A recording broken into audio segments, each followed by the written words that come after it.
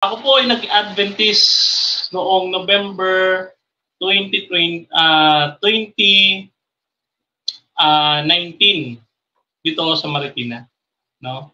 Ako ay nabautismuhan ni Pastor Ramon Tribusias, no? Ako po ay naging layman natin dito sa Marikina, no? At ako po ay unang sumangguni at nakilala ko si Pastor Jerel Paulino ng Novaliches SDA Church nung siya ay pastor doon sa Novaliches, no? Sila po ang unang tumanggap sa akin bago po ako napunta ng Marikina, no? At to make the story short, mga kapatid, nung ako po yung maging layman, again, mga kapatid, ang inyong pong lingkod dahil sa aking kahinaan at sa aking pagiging tao at makasalanan, mga kapatid, ay tayo po ay nahulog sa ating pananampalataya sa Panginoon.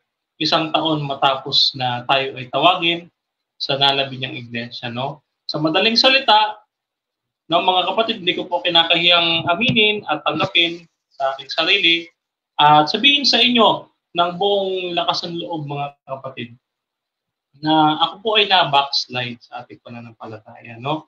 Wala po kasing maglalakas loob na magsalita na ang isang tao ay nag-backslide sa kanyang pananampalataya, no? So, ako po, mga kapatid, ako po buong tapang kasi hindi ko dapat ikahiya yung ginawa ng Panginoon. Ito po ay tinatanaw ko na experience na ikaw ay napahiwalay sa Panginoon. Talagang pinaramdam sa iyo ng Panginoon yung hirap na wala siya, na ikaw ay naliligaw katulad ng mga Israelita na ikaw ay naligaw sa parang ng 40 years, no?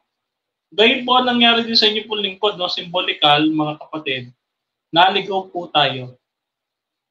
Bakit po? Kasi tayo ay hindi tayo sumunod, no? Gaya ng nangyari kay Saul, no?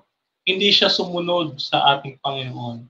Ang inyong pong lingkod ay nagkaroon ng misunderstanding sa ating pastor at siya nga po ang naging bunga at dahilan ng ating pag-alis po sa church noon, no? So, isa po yung testimonya, mga kapatid, na ngayon po ang inyong pong lingkod ay hindi naman po sa itinataas natin gaano ang pamahalaan ng ating simbahan. Pero ngayon po, mga kapatid, ako po, ang inyong pong abang lingkod ay bumalik sa ating iglesia sa pagpapakumbaba na alam po natin ang ginawa sa atin ng Panginoon kung bakit tayo at paano tayo tinawag ng Panginoon sa iglesia ito, no?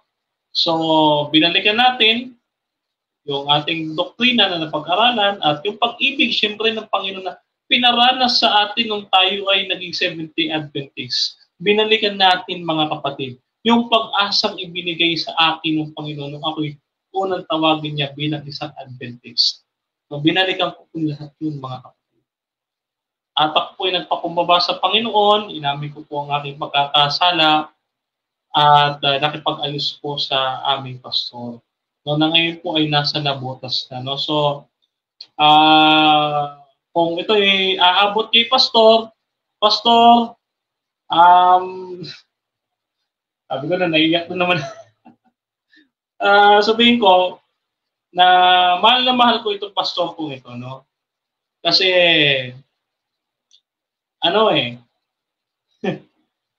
naging mentor ko siya, no? Nung ako ay unang maging layman ng ating church. At naramdaman ko, no, sa kanyang pagpatnuboy sa akin, mga kapatid, yung pag-ibig ng Panginoon na hindi niya ako pinabayaan. Yung alaga talaga sa akin ng pastor ngayon, nakikita ko sa kanya ang Panginoon. Na noon ay kinalabang ko siya, mga kapatid. Pinagsisiyang ko yun. Okay, magbalik sa iglesia, mga kapatid. Inamin ko yung pagkakamali ko. At tinagap natin na nagkamali tayo. At yun, mga kapatid, sa awa ng Panginoon, una, takot-takot, nahihiya, na bumalik sa ating church. Pero sa tulong niyo, mga kapatid, dito tayo nakabalik. Nagtitestify sa inyo kung paano yung pag-ibig ng Panginoon, mga kapatid. ay nagparanas sa atin na kahit lumayo ka sa Panginoon, tatanggapin ka pa rin niya kahit ilang beses. Kahit na naging matigas ang iyong ulo, nagkasala ka, tumalikod ka, kung ikaw ay willing, kapatid, na pagsisiyan ng iyong kasalanan, tatanggapin ka niya ulit. Ganun kabuti ang atin. Maraming salamat sa kabutihan ng Panginoon, tinanggap niya tayo ulit.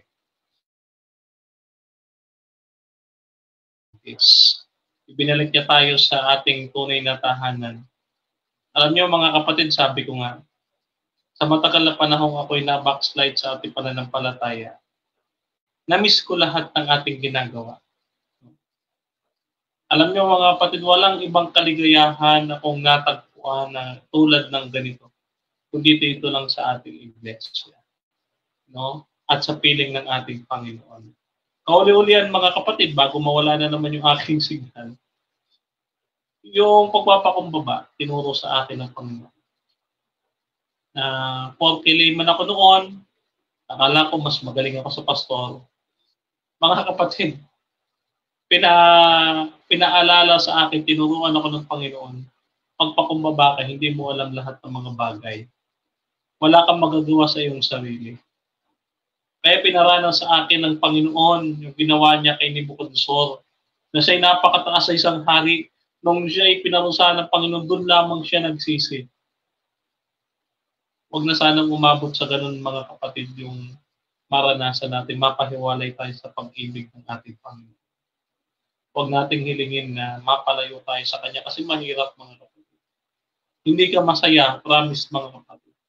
Nung mawala ako sa pananampalataya, hindi naging masaya at kumpleto ang buhay ko nang wala ako sa piling ng Panginoon. Kaya, nung makonsensya ako, binalikan ko yung aking mga karanasan at yung pag-ibig ng Panginoon sa akin, na nung balik ako, binalikan ko ang Panginoon.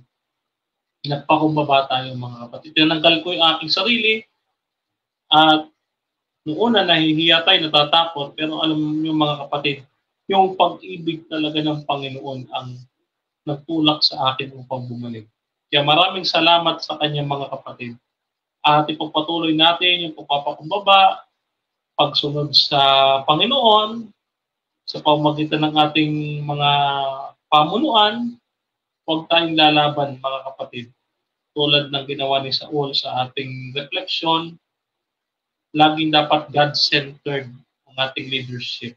Gayun din sa pagmamanage sa ating sarili, kailangan God-centered. Huwag tayo papatnubay sa ating sarili. Huwag nating mamahalin yung ating sarili.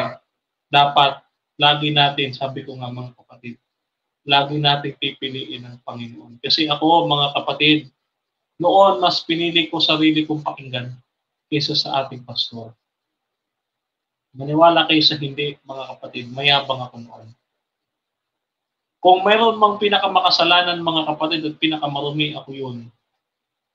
Inaamin ko po yun mga kapatid. Kasi noon, nung ako'y maging Adventist, wala naman po magsasabi mga kapatid na agad-agad niyang nayakap ang pagiging isang Adventist. Nandun pa rin yung buhay na paglabag sa pagiging Adventist. Kasi hindi mo nga siya talaga mahal. Ngayon, mga kapatid, pinarana sa akin ng Panginoon yung kanyang pag-ibig. Kaya, mahal na mahal ko ang Panginoon na ngayon. Maraming salamat sa Panginoon sa ginawa niya sa buhay. Kaya, patuloy po tayo pakumbaba. Patuloy natin mahalin ng Panginoon. At patuloy tayong sumunod sa Kanya. No? Dahil ang Panginoon, pag-ibig, kahit ano mangyari sa atin, anak pa rin tayo ng Panginoon. Kahit anong gawin natin mga kapatid. Nandyan siya parati sa atin. Kung tayo manunumbalik at pagsisisi, tatanggapin niya ulit po tayo. Kaya po, sana po yung aking naging buhay, inspirasyon, at sa ating mga kapatid na nahulog sa pananampalataya, sana mga kapatid, makatulong sa inyo yung ating naging kwento ng pananampalataya. Yun po, maraming pong salamat kasi ako'y naiiyak na naman. Hindi ko talaga maiwasan, hindi maiiyak pag ako'y nagtetestimony po talaga. Kahit noon pa, 1 taon na akong nagtetestimony, Pero talaga naiiyak pa rin ako sa ginawa ng Panginoon sa buhay ko. Amazing talaga ang Panginoon. Kaya purihin siya mga kapatid. Sige po mga kapatid, at ako po'y makikinig kung ano po ang inyong naging reflection or masasabi doon sa aking buhay. Kung ako po'y huhusgahan, ako po'y tatanggapin, at yung iba hindi maniniwala, okay lang po yan. Mayroon po mga ganyan po talaga. Pero sa ginawa po ng Panginoon sa aking buhay, hindi po talaga maitatanggi ang Diyos ay pag-ibig. Salamat po mga